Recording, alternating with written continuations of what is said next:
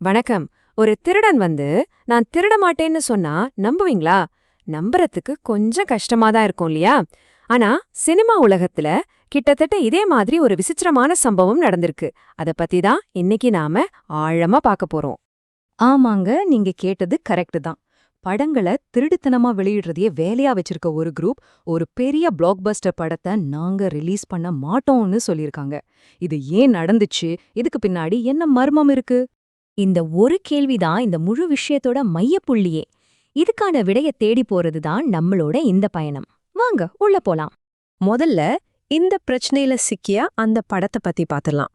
ஏன்னா இந்த கதை அந்த படத்துல இருந்து தான் ஆரம்பிக்குது.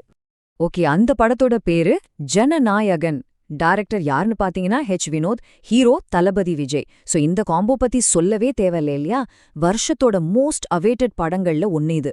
ஆனா என்ன பிரச்சனைனா, படம் தியேட்டருக்கு வரத்துக்கு முன்னாடியே ஆன்லைன்ல லீக் ஆயிடுச்சு. இது ஒட்டுமொத்த இண்டஸ்ட்ரியுமே ஒரு உலுக்கிடுச்சுன்னே சொல்லலாம்.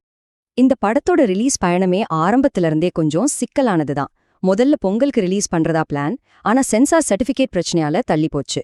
எல்லாம் முடிஞ்சு மே மாசம் ரிலீஸ் ஆகும்னு எதிர்பார்த்த நேரத்துல தான் யாரோ சில மர்ம நபர்கள் படத்தை ஆன்லைன்ல லீக் பண்ணிட்டாங்க. இந்த சூழல்ல தான் கதையோட முக்கியமான ட்விஸ்டே நடக்குது. இப்போதான் நாம கதையில யாருமே எதிர்பார்க்காத ஒரு இடத்துக்கு வரோம். அதாவது இந்த லீக்க பத்தி பைரசி பண்ற குரூப் என்ன சொன்னாங்க தெரியுமா? அத கேட்டா கண்டிப்பா ஆச்சரியப்படுவீங்க.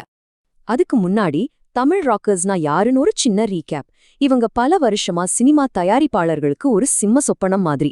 ஒரு படம் தியேட்டர்ல ரிலீஸ் ஆகுதா, அடுத்த சில மணி நேரத்துல அவங்க வெப்சைட்ல அந்த படம் இருக்கும். இப்படி பல படங்களோட வசூல பாதிச்ச ஒரு பெரிய நெட்வொர்க் இவங்க. ஆனா எல்லாருக்கும் அதிர்ச்சி கொடுக்கற மாதிரி தமிழ் ராக்கர்ஸ் சொன்ன விஷயம் இதுதான்: நாங்க ஜனநாயகன் படத்தை வெளியிட மாட்டோம். யோசிச்சு பாருங்க, ஒரு திருடனே நான் திருட மாட்டேன்னு சொன்னா எப்படி இருக்கும்? அந்த மாதிரி ஒரு நிலைமை தான் இது. சரி, எதுக்காக இப்படி ஒரு முடிவு? இதுக்கு அவங்க ஒரு தார்மீக காரணத்தையும் சொல்லியிருக்காங்க. அது என்னன்னு பார்க்கலாமா? அவங்க சொன்ன காரணத்தை அப்படியே கேளுங்க. விஜய சுத்தி இருக்கிற அரசியல் பிரச்சனைகள் எங்களுக்கு நல்லாவே தெரியும். எங்களோட நெறிமுறைகள் படி ஒரு படம் தியேட்டர்ல ரிலீஸ் ஆன பிறகுதான் நாங்க வெளியிடுவோம். அதனால இந்த படம் இங்க பதிவேற்றம் செய்யப்படாது. ஒரு நிமிஷம், நெறிமுறைகளா? பைரசி பண்ற ஒரு குரூப் எத்திக்ஸ் பத்தி பேசுறதே இங்க ஒரு பெரிய முரண். இதுதான் அவங்க சொன்ன காரணம். ஒரு பக்கம் பைரசி குரூப் எப்படி ஒரு ஸ்டேட்மெண்ட் கொடுக்க, இன்னொரு பக்கம் படத்தோட தயாரிப்பாளர்கள் சும்மா இருப்பாங்களா? அவங்க தரப்புல இருந்து ஒரு கடுமையான எச்சரிக்கை வந்தது. படக்குழு ரொம்ப தெளிவா சொல்லிட்டாங்க. படத்தை அப்லோட் பண்றது, டவுன்லோட் பண்றது, ஏன் வாட்ஸ்அப் டெலிகிராம்ல ஷேர் பண்றது கூட குற்றம்தான்.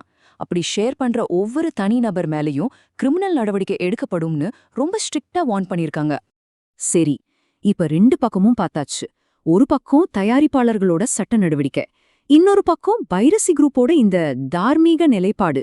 இந்த ஒட்டுமொத்த விசித்திரமான சம்பவமும் எது குறிக்குது? இது நமக்குள்ள என்ன கேள்வி எழுப்புது? கடைசியா இது நம்ம எல்லாரும் முன்னாடியும் ஒரு முக்கியமான கேள்வியை வைக்குது. இது உண்மையிலேயே டிஜிட்டல் பைரசி உலகத்துல ஒரு புதிய எத்திக்ஸ் உருவாகிறதுக்கான அறிகுறியா?